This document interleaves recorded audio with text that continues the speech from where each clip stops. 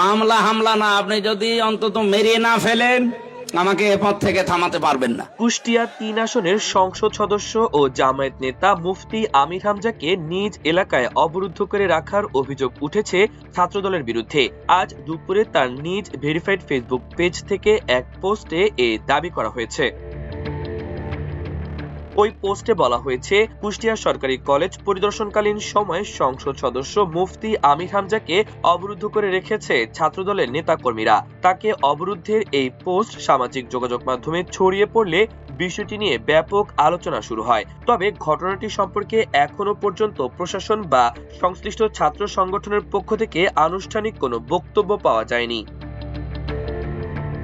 সম্প্রতি বিভিন্ন বিতর্কিত মন্তব্যের কারণে দেশজুড়ে ব্যাপক আলোচনায় রয়েছেন আমির হামজা।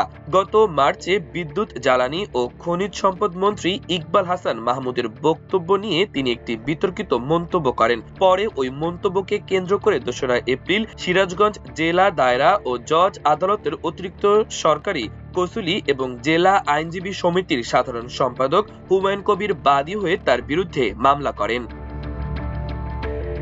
এর পরিপ্রেক্ষিতে আমির হামজাকে আদালতে হাজির হওয়ার জন্য সমন জারি করা হয়। তবে তিনি নির্ধারিত তারিখে অধীনস্থ আদালতে উপস্থিত না হওয়ায় তার প্রতি ২১ এপ্রিল গ্রেপ্তারি পরোয়ানা জারির আদেশ দেন সিরাজগঞ্জের অতিরিক্ত চিফ জুডিশিয়াল ম্যাজিস্ট্রেট আদালতের বিচারক।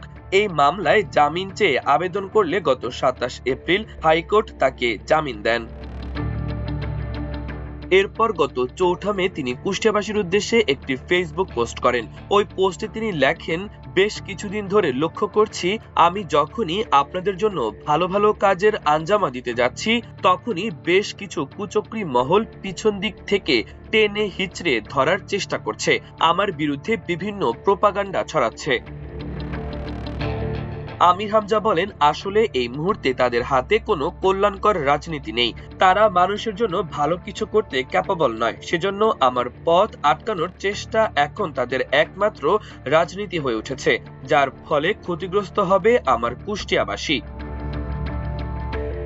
ওই পোস্টে তিনি আরো লেখেন, আমি এমপি হওয়াতে অনেকেই তাদের চাঁদাবাজি, টেন্ডারবাজি, দখলবাজি, মাদকের সাম্রাজ্য আগের মতো নির্বিঘ্নে চালাতে পারছে না, বরং এসব অপকর্মের সাম্রাজ্য ধ্বংসের আশঙ্কা করছে তারা এখন।